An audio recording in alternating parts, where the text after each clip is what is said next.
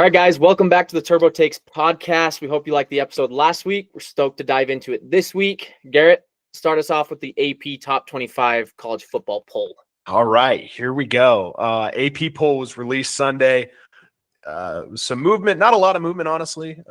Games were pretty close, but I'll just do a quick run through and give my brief overview of thoughts on it. I think it's a little weird, but Ohio State is I think where they got number one poll right now. You got Indiana at 2. That makes sense to me. A&M at 3. I think after they just dismantle LSU and Death Valley, only makes sense. They are, they can make an argument. They're undefeated as well.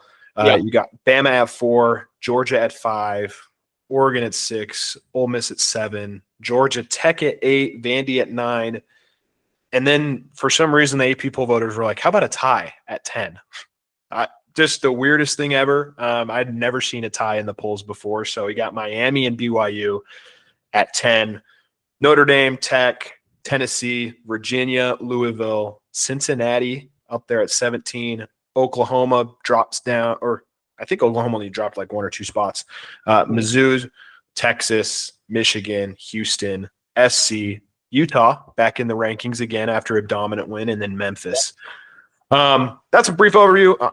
There's a good chance that it's probably we throw it up on there or we'll post it or whatever it is. But again, weird thoughts about the tie. I think it's pretty ridiculous. They're refusing to reward BYU. I think it's interesting that you have Georgia Tech, at 8, and then you have a Vandy team, which, by the way, Vandy's great.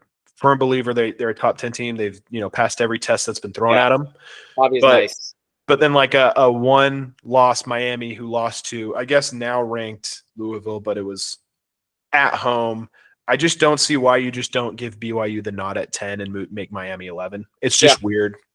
It's simply the Miami brand. Yeah.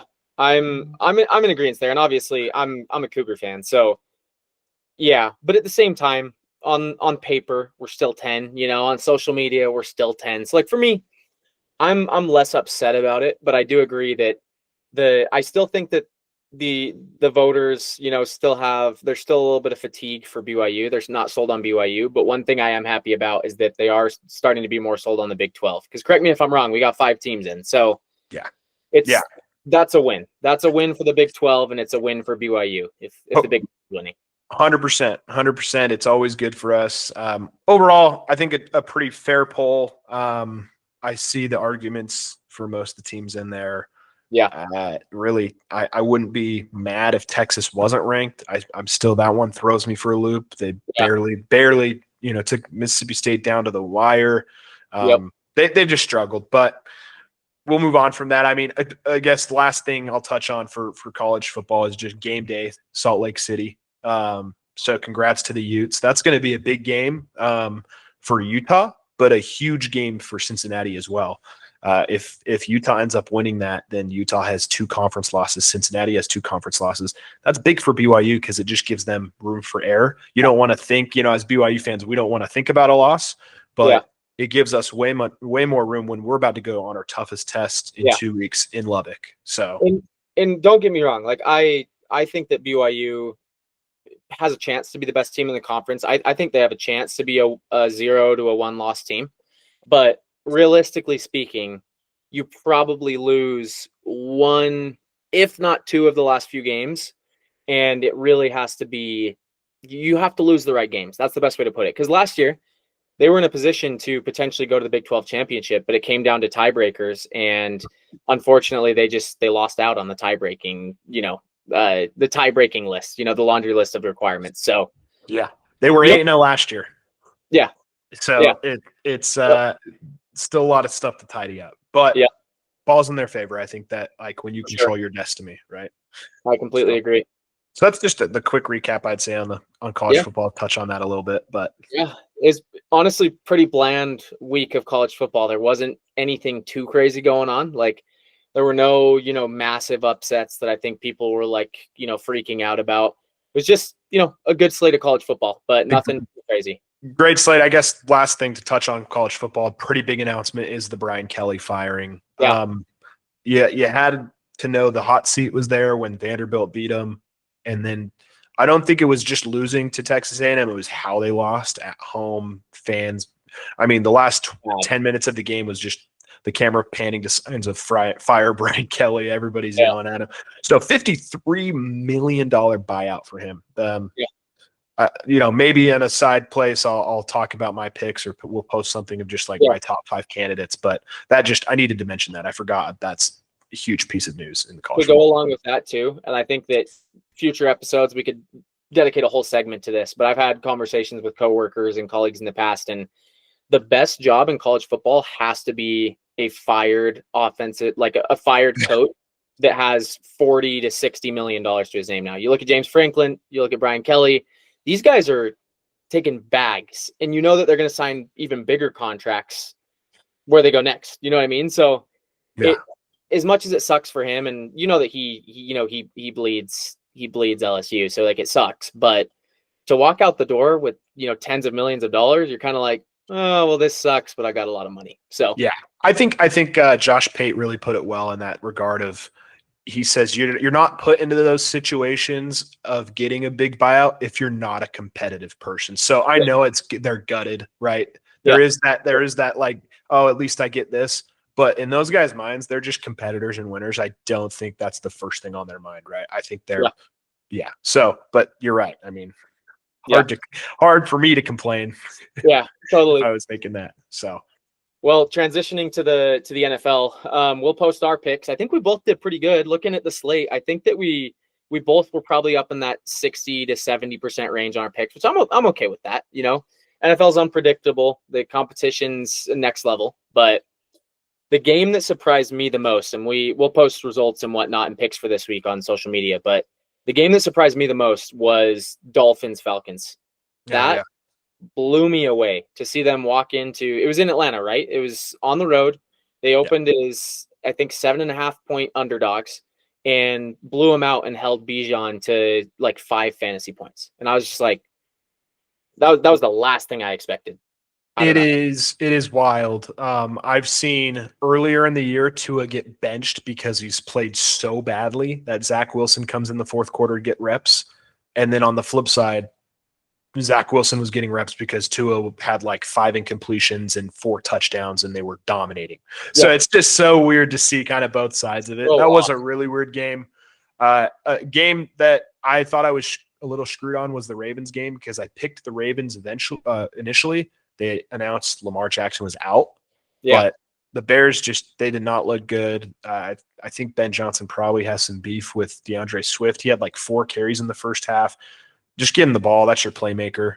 DeAndre Swift has struggled this year, though. Like looking at his numbers, even when he's gotten like a decent amount of carries, like his yards per carry is below the league average. Like he hasn't been that productive this year. And I think in a sense of Ben Johnson's scheme, he's still trying to figure out where to use him. The thing with DeAndre Swift that I love is he's great in the pass game. He's great at the little leak outs, dump him off. He's good after, he'll get yards after that. But I mean, I think when he's humming, the offense is humming. So for him to only have 4 carries in the first half or whatever it was, I think that, made him struggle. But that game did surprise me. And then of course, heartbreak. I know you won this round with the Broncos. Convincing me too. My Broncos look nice, and I'm fingers crossed, but they look nice. I'll tell you what, I knew it was going to be a tough game going in for the Cowboys last week, or I guess now 2 weeks ago. I thought Eberflus really finally put together the defense for the Cowboys. It takes some time when you got new pieces and moving pieces. I thought they kind of put it together. They crapped the bed in Denver, and it's on the road and it's Denver. It's a good offense. I think, I don't know if you were able to catch the whole game. I think they had the chance to really set the tone on the road. Bo Nix threw that. I mean, his one mistake probably all night or all day is he threw that pick. I mean, just not a good throw. Within the first 3 minutes of the game, but terrible. They go down and they only get a field goal out of it. I think if you go down and you punch it in and get a touchdown, you kind of really set the tone. But a goal line stop that leads to only a field goal, that almost fires up the other team, right? It almost fired up the Broncos. And so And dude, I think that it's worth noting too. Like, and I don't know how much of the game you watched, but first off, the Broncos have some weak spots, you know, like I'll say it, Riley Moss is a liability in a lot of coverage situations. He struggles to guard one-on-one. Pat Surtain was hurt for, you know, the last quarter and a half of football, and the Broncos still limited Pickens and CD to like a combined, I think, 135 or something, which if you limit two of the top, probably two, I'll say two of the top 15. I would say that Pickens probably closer to like the 15, CD's probably top 5. You limit those two receivers, that receiving room, to less than 150 yards combined, you did a pretty dang good job. And that was with your best corner, the defensive player of the year, hurt for half the game. So I think, yeah, I think you know, you hit on the head when you're playing pass defense, obviously in coverage, you know, those are two of the toughest receivers to lock up. You throw in Jake Ferguson, it gets really tough to defend. I think what happened that went well for the Broncos is they took advantage and got ahead. When you get ahead of any team in the NFL or really anybody, and you just know that they're in passing down situations, you can pin your ears back. And guess what? The Broncos have the best pass rush in the NFL. They have that's what they have. You know, Bonito is a stud. So just you can't get behind the Broncos because the only way to claw back is through the air. And then you have, you know, Moss who played great, and then Surtain when he's healthy, and then the best pass rush in the NFL. So and the other thing I'll say, Ferguson is great, and Eberflus has used him very well this year. That he's looked awesome. No catches. The Broncos limited him to literally 0 catches after a 7-catch, 2-touchdown performance last week. Comes in, no catches. And I was honestly a little bit surprised, you know, because you had Surtain that ended up getting hurt. You had Moss that was guarding a mixture of Pickens and Lamb. And then you've just got Broncos, you know, additional coverage guys, safeties picking up the slack on Ferguson, and he didn't have any catches. So a lot to be excited about if you're a Broncos fan. And I'm not getting too excited, but the division's looking good. I would love to see the Broncos, you know, even if the Broncos were a wild card team with 12 wins, 11 wins, you know, because I think the Chiefs still have there's a good argument for the Chiefs to come back and win 13 games, you know. But I'm excited. I think that it's an exciting spot to be in. It's great. It's great for the Broncos. It's good to finally get some competition in the division, man. I mean, I'll tell you what. No, you hit it on the head. I as a Chiefs fan, objectively speaking, I've never felt better about the Chiefs offense. I haven't felt this good about the Chiefs offense since, you know, 2019, 2020, which is pretty bold. Good. So it'll be interesting. That first matchup's coming up. For some reason, they always push the Broncos Chiefs late in the season, so they're both always cold games, kind of make it physical, which, you know, that's Broncos football. So those games will be fun. I'm excited for those.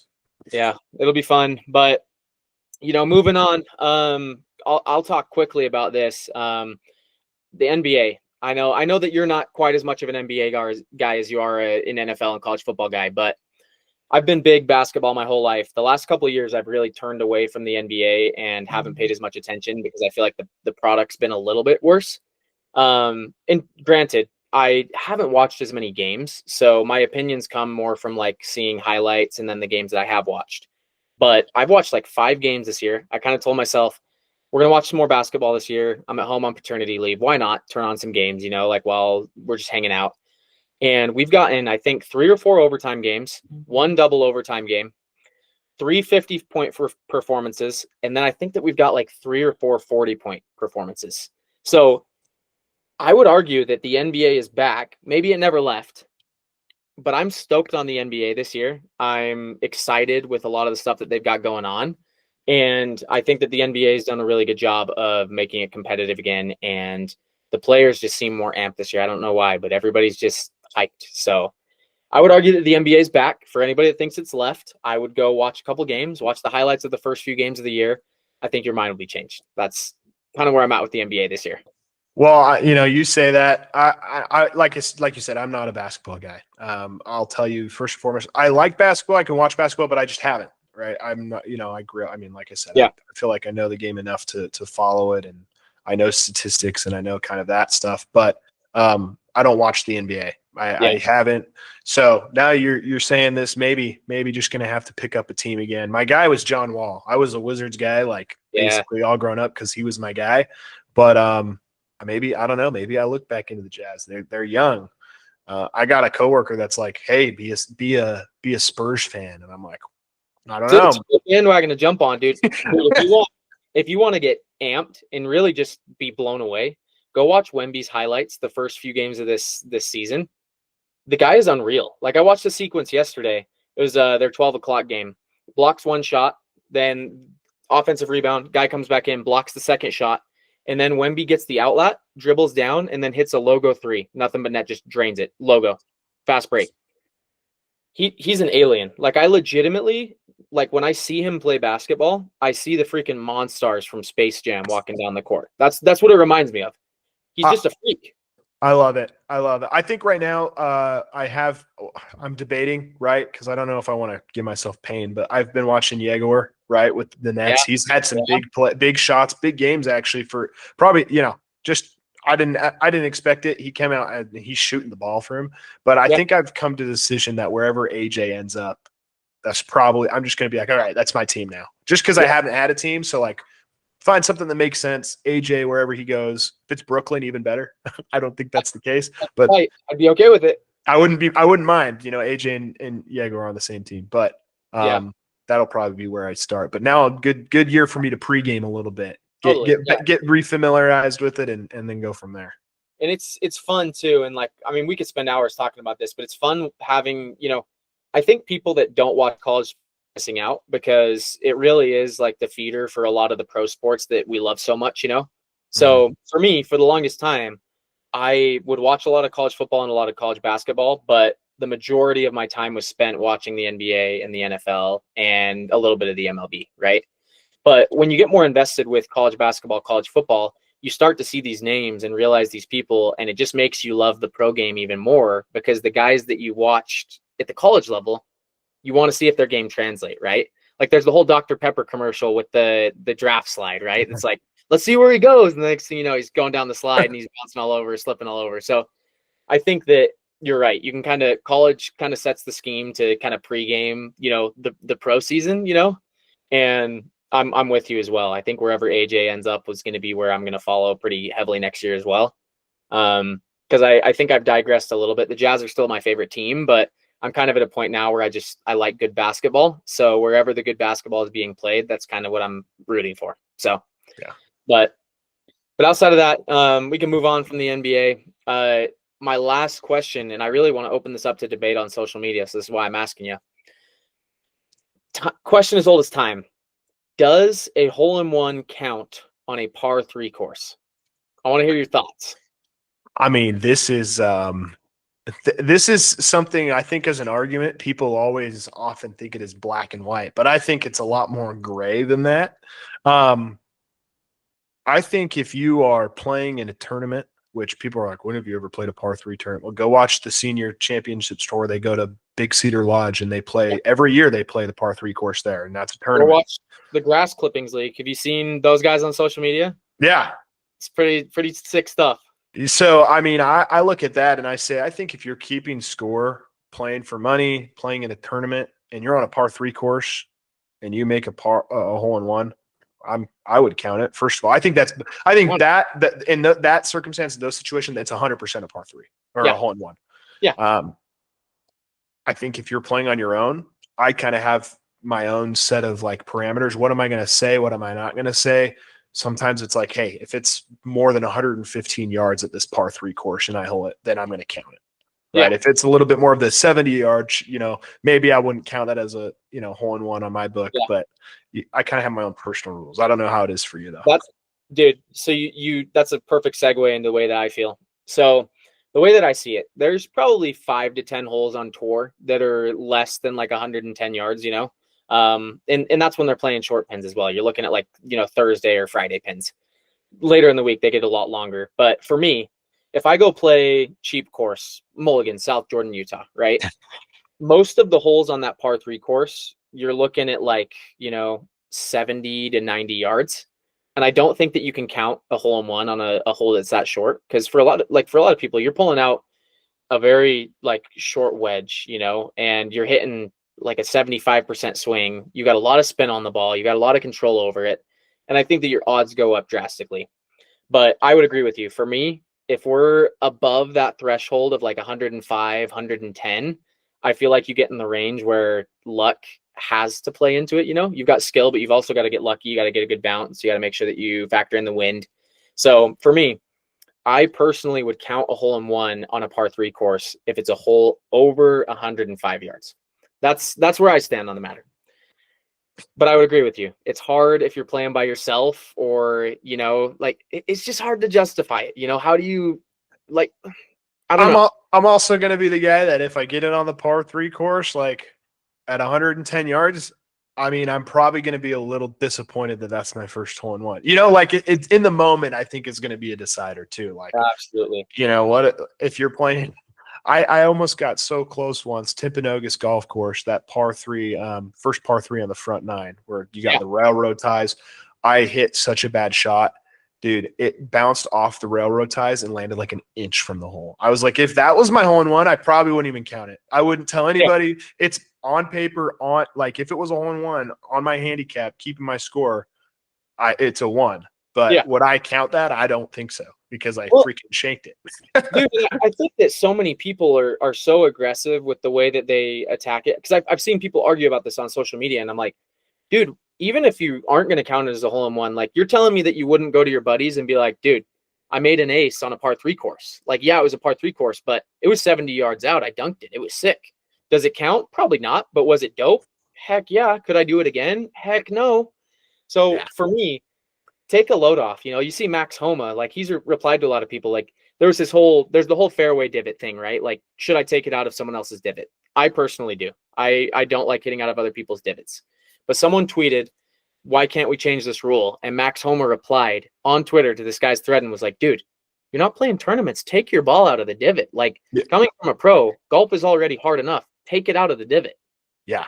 Unless you're building up a handicap to qualify for a tournament, or you're playing in a tournament and having to follow these, you know, USGA rules. What are you doing? Like, come on. Yeah.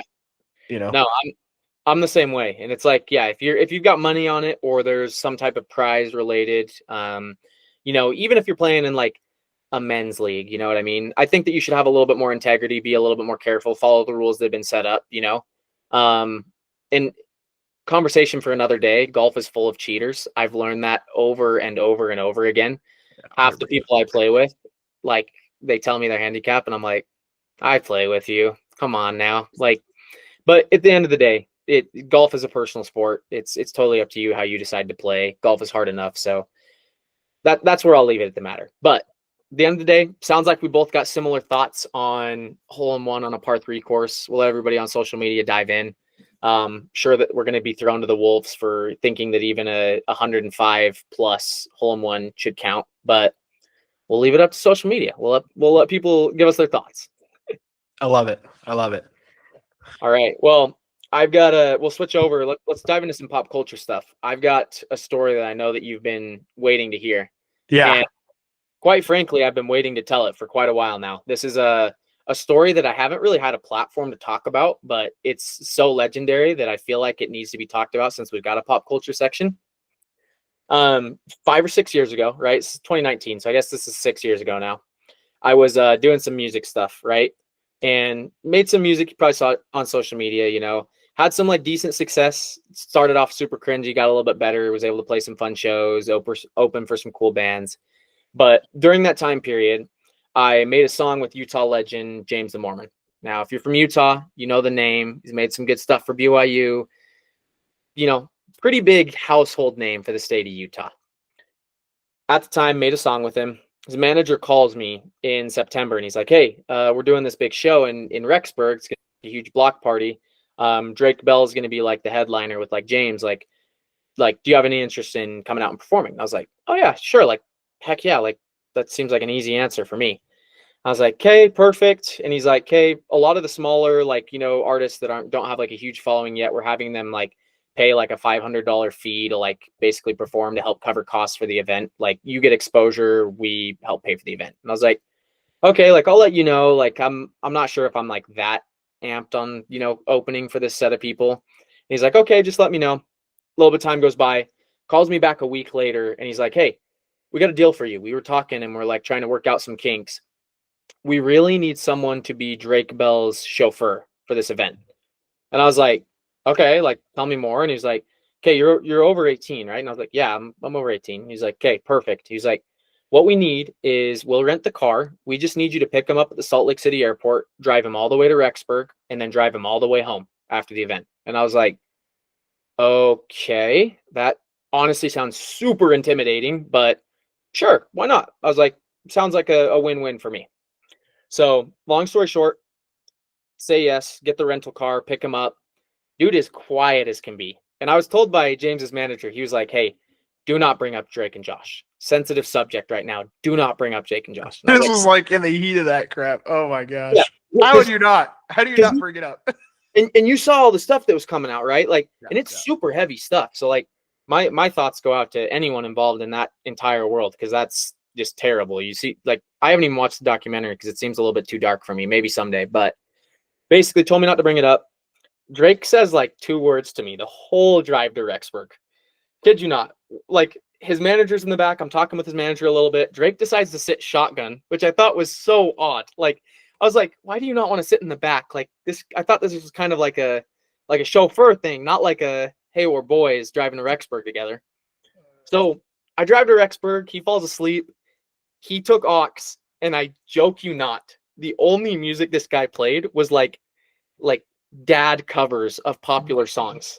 It was so odd. It was like popular songs, but it was like acoustic guitar and not the actual artist singing. I don't know if it was him singing the songs or what, but it was so weird.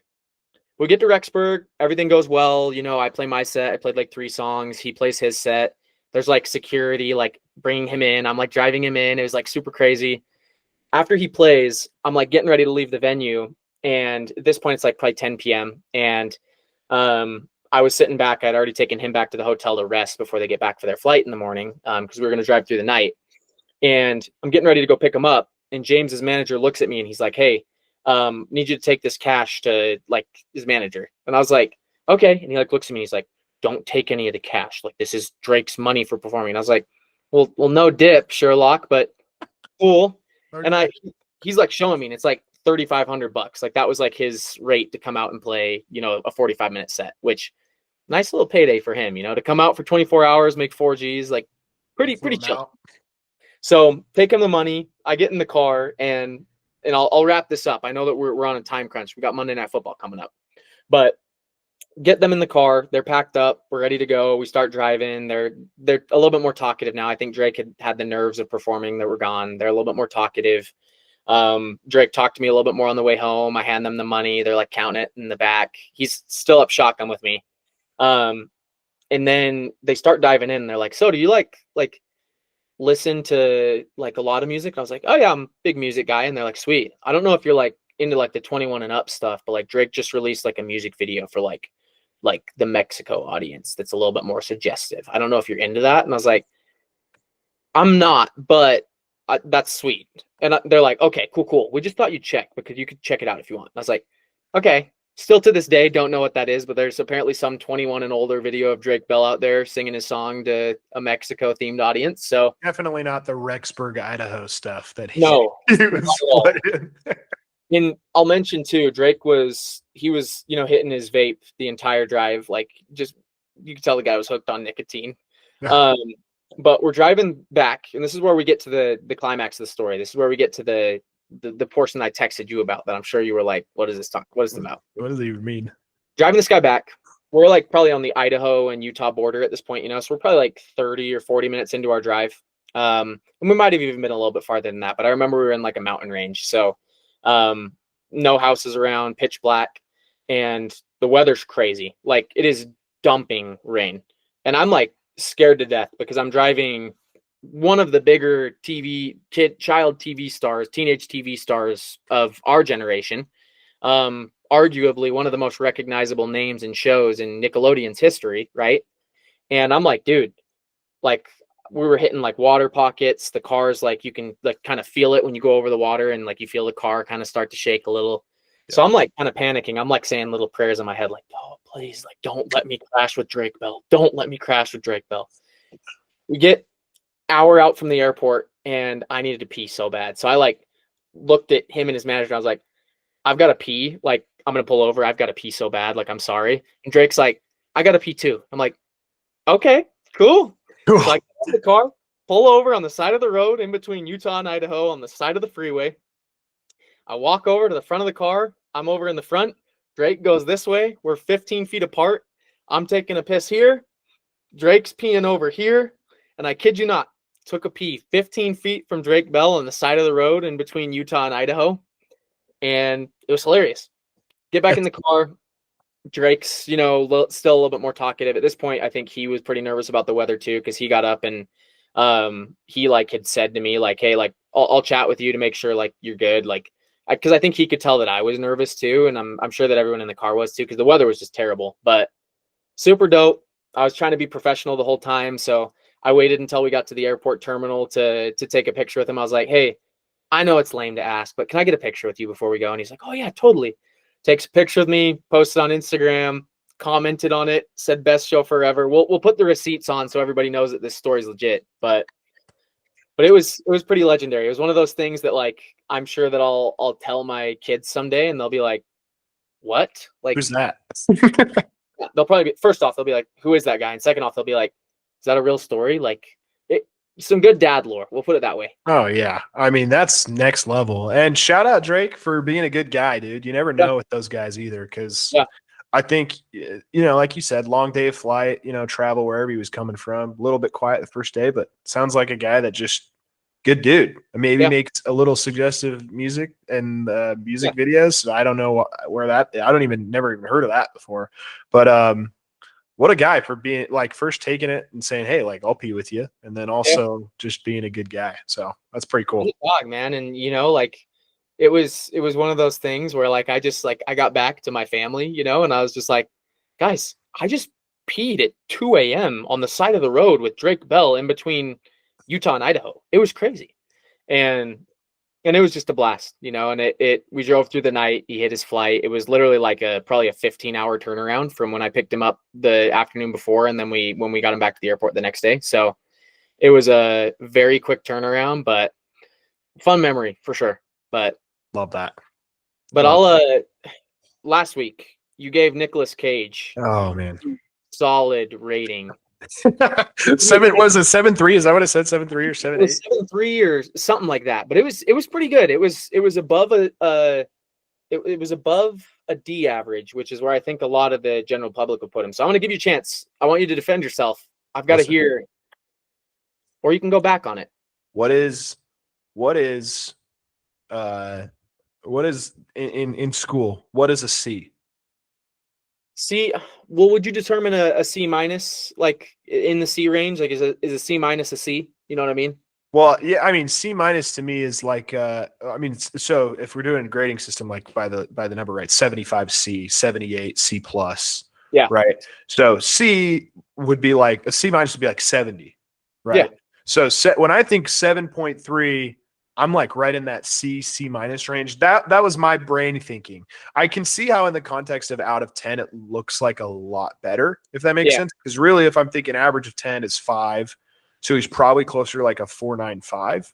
But at the same time, if you do as good as you do, and I don't know what it is, but man, something about National Treasure movies, they just get me going, man. I'm like, this guy gets me. He'll get in those monologues, and he's like, I'm going to kidnap the president of the United States of America. And I'm just like, he's about to do that. That's pretty sweet. Run through a wall for that guy. You're ready to say, sign me up. I'm here. Then there's, just the voice acting. I mean, Spider-Verse, he was amazing as a voice actor. Weird dude. Like, I'll also say Con Air is like the best worst movie of all time. I don't know if you've seen it. It's so bad, but it's like, this is good. I don't know how to explain it. He's the king of those. That's the way I'll put it, is he's so good at those movies. So in retrospect,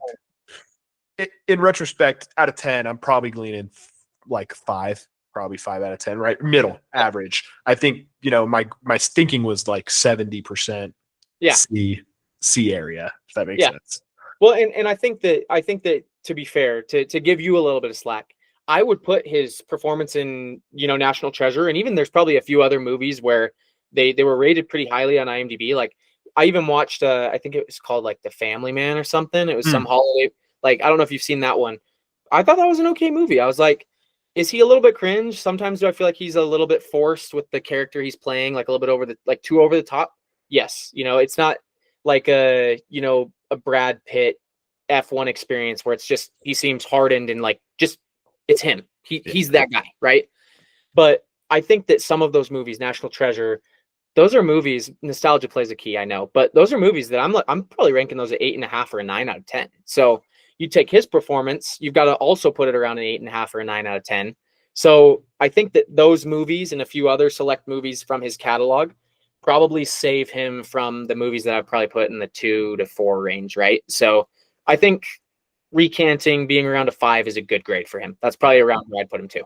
There's a lot of people too. I know I'm not a horror guy. He did the horror movie, the Nosferatu or whatever it was. People said really well. Yeah, people said he was amazing in that. I'm a freaking sissy. I'm not going to go watch that. Sorry. I take your word for it. I believe that he did good. That's my guy, Nick Cage. Yeah. If you see this, I'm your guy. I'm a big horror movie when it's not like demonic, because coming from a Christian background, right? I definitely think there is a real side to a lot of these movies. I think that you look at The Conjuring. I've never watched that movie because I believe that a lot of that stuff happened, right? I believe that it's probably blown out of proportion, and I call it Hollywoodized, Yeah. But I believe that a decent chunk of those events probably were real events, because you got these people that are like, heck yeah, man, we want to talk to spirits. And it's like, you will get to talk to spirits if you want to talk to spirits. So 100%. I'm out on those ones. I'm a lot more of an alien or like a monster type movie. You know what I mean? Yeah, 100%. I'm on the same page. Yeah. So all right. I think this is a little bit cliche, because I know that we talked about McDonald's last week, but it's making it into the episode again this week. And I got to tell you something that I think is going to make your blood boil. Hopefully, I guess I need someone to tell me whether or not I'm overreacting to this situation. Okay. Yeah, I'm ready. Do with McDonald's all day breakfast. As you know, it's gone in the majority of locations, which I think hurts a lot of people's hearts. Rest in peace, right? But today, get out of bed, I'm getting some work done, trying to be productive. Wife's feeding the baby, like things are busy at home. I was like, I need something filling that's not super sugary. I'm just gonna go get a couple sausage McMuffins, right? It's like 10:15 at this point. Breakfast ends at 10:30. Place my order at 10:15. Well before breakfast ends. Leave the house at probably like 10:20. I'm only 2 minutes from McDonald's, so I know that I got in line by like 10:24, 10:25, right? Maybe even a little bit earlier. I wasn't keeping track because I didn't think it was going to be a big deal. But I get to the actual speaker, right? And I'm like, hey, got a mobile order. It's 10:33 at this point, 3 minutes past. I'm like, I've already paid for my food. Like, they've probably just got it in a bag ready to go. I'm like, hey, here for the mobile order, give them the code. And they're like, oh, sorry, breakfast's over. And I was like, yo, I paid for my food already. I placed the order like way before 10:30. And they were like, let me talk to someone. Just come to the first window. And I'm like, dude. And I had waited in this line for probably like close to 10, 15 minutes at this point, right? So I'm waiting in line. I get to the first window. They've got the manager already there, like prepped. Like they knew this was going to escalate. So they got the manager already right here. And I'm like, hey, like, what's up? And she's like, when did you place your order? And I'm like, whoa. I was like, 10:15? And she was like, yeah, you didn't get here in time. And I was like, dude, I've been in line for 15 minutes. And she was like, our line's not that long. And I was like, like literally, this lady calls me a liar to my face. Oh, yeah. I get there and there's like probably 4 cars in front of me in each lane, right? So like, you know how they do the split lane, right? They've got like probably 4 cars per lane. I get there and I'm like, dude, your line took 15 minutes for me to get here. And she's like, it's not that long. And I'm like, yeah, it was. Like at this point, I'm like cordially arguing, like politely disagreeing with each other, right? And finally she like rolls her eyes and she's like, just go to the next window. And I was like, dude, I was like, I know this is McDonald's, but I was like, come on now. Like that felt like a weird exchange, but got my food. It was yummy. It was fine. but it led me down the graveyard of sadness about McDonald's all day breakfast being gone. Like, it wouldn't have been a problem if they wouldn't have gotten rid of it, you know? Yeah. That's First of all, am I reacting? absolute. First of all, again, rest in peace. All day breakfast makes this incident completely fine. Second of all, I would have raged. I would have been so hot. You have no clue. I would have gone through the window and freaking made the muffin myself. Right? That's ridiculous. I think that, and this is the problem is, and I've seen it too many times.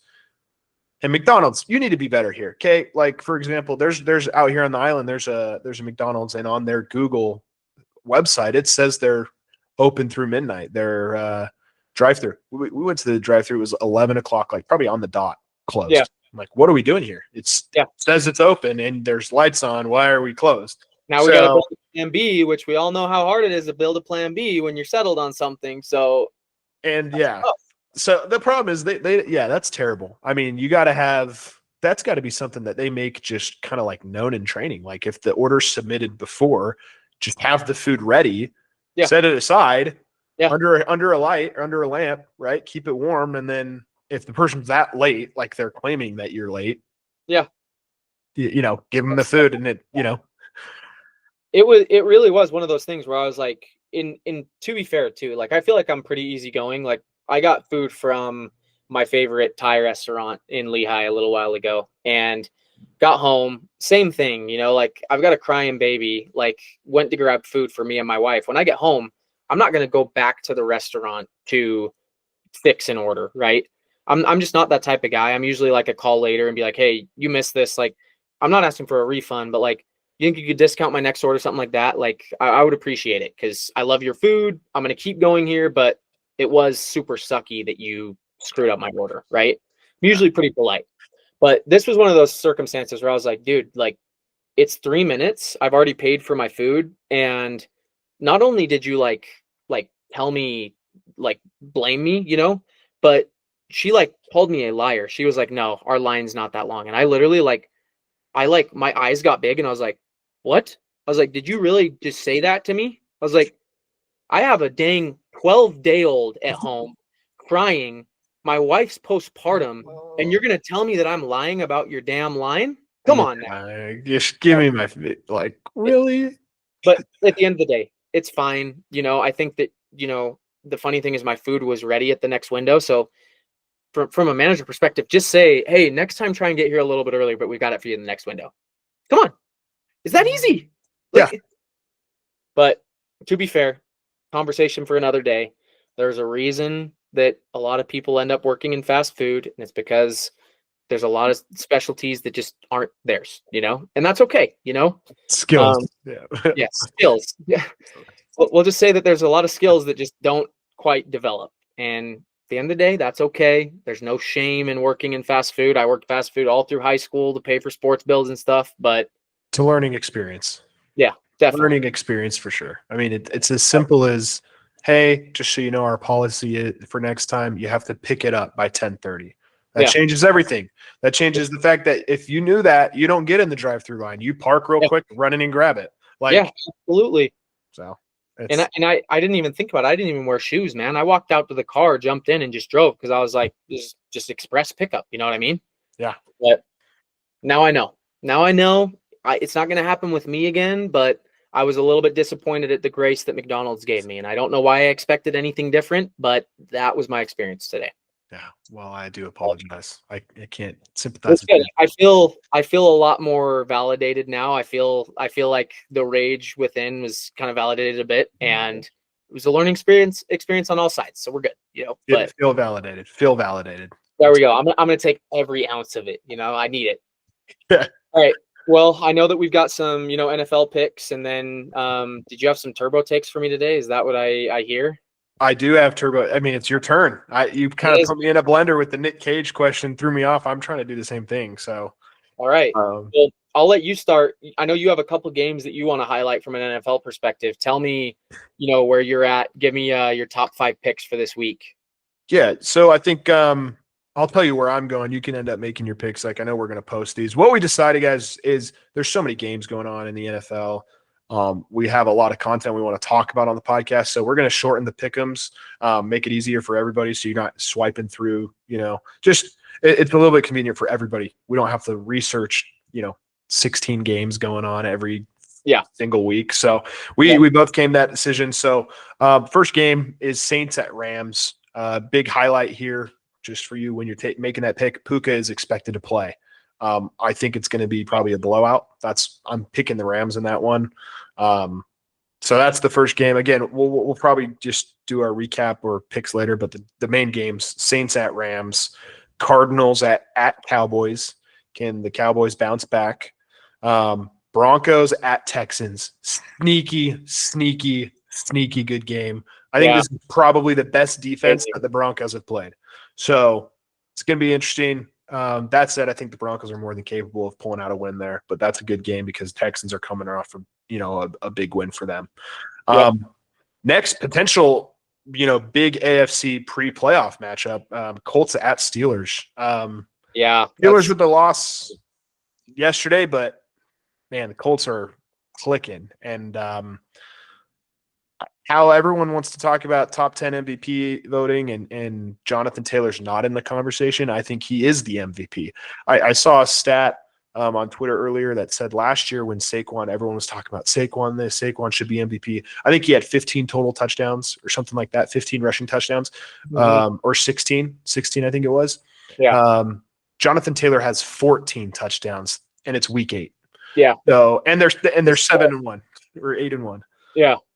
The Colts look ridiculous, and shout out my boy. Well, Jack Miskin. He wants to be a guest on the show at some point. He knows ball, big Colts guy, and he is. He's pretty hyped, and rightfully so. You know what I mean? Should the Colts have 2 losses, and should the Broncos only have 1? Absolutely. Bull crap leverage penalty, but sorry, we'll save that for another day. That'll be crash this man's team without him here. Got to get him on. You guys can fight over who's the second best team in the AFC. The last game is Bills at Chiefs. Scary game now. I think Bills came off a huge win. They're clicking. I know it's the Panthers, but guys, this is a Bills team that has struggled offensively. Hasn't been what they've wanted to be. And then you have a Chiefs team, and their offense is finally clicking. This is and let's be real. This is the game of the year for the last. In the regular season, this is the game of the year for the last 3 years. It's Bills, Chiefs, Bills, whatever it is. We're also talking about one of the best playoff games in NFL history ever. Unbelievably good. You could say the 3 matchups they played in the playoffs are 3 of the top 10. Top 25, whatever it is, easily. So, you know who I'm going in that game. Give me the Chiefs Kingdom, baby. Come on. We're back. We are so back. So those are the games. We'll post them. But yeah, that's that. My next question, are you ready for these? Are you ready? I'm ready. I'm as ready as I can be, I think. I don't know how caught off guard I'm going to be, but I'm ready. Okay. First one, the answer is just going to be crime against humanity or genius. Okay. So crime or genius. Pineapple on pizza. Genius. Okay. If aliens landed on Earth, would you rather they be friendly and want to party or hostile and fight? Hostile, bro. Give me a fight. You want to fight? Okay. On a scale of 1 to 5, how much do you judge people just based off of their voice when you first meet them? Ooh. 2. Okay. It's in there. I think we all have it in there. Okay. It's definitely in there, but I won't defend myself. We got the rules. Okay. Would you rather have a pet rock that can talk or a cat that acts like a dog? Rock. Not a cat's guy. Okay. Is cereal a soup? Yes or no? No. That's a tough one. I like the take. I think I agree with you. But we'll debate that one next week. That one deserves its own little segment because that's tough. That's tough. That's one I was pondering on. I was like, man, I heard it like a week ago or something. That's also like, is a hot dog a sandwich, right? That's exactly that. Is it? I don't know. So we could talk about that. That could be part of next week's defense. Or Yeah. We'll put those whatever. in there. We'll do a little recap of those next week. Maybe turn it into a little food segment. Is a Yep. hot dog a sandwich and is cereal a soup? So, all right. Well, anything else on your end? Are we missing anything? Dude, no, we covered a lot. Other than just guys, I know it's you hear it all the time. It's kind of cliche, but just start subscribing. I mean, you don't have to watch the full episodes. I get it. You can watch them on 1.5, 2, but it helps us out. We just want to share our content, and hopefully people are enjoying it. That's Yeah. it for me. So. Yeah, we'll keep it rolling. We'll be working on some things on our end, some giveaways, some stuff to kind of motivate people, come over, come listen to us. Hopefully we're entertaining enough that it doesn't take that to get you here. But if you need a nice little, cookie on the end of the stick, or that's not even a metaphor. I think I just made up the corniest metaphor of all time. Cornball moment. But we'll be doing some stuff like that. We'll be doing some local and some stuff where we'll get some people, some listeners, some gear and some stuff like that. So thanks for tuning in. We'll catch y'all next week, and we'll post those pics and some recaps on social media. All right. See you guys. See you guys.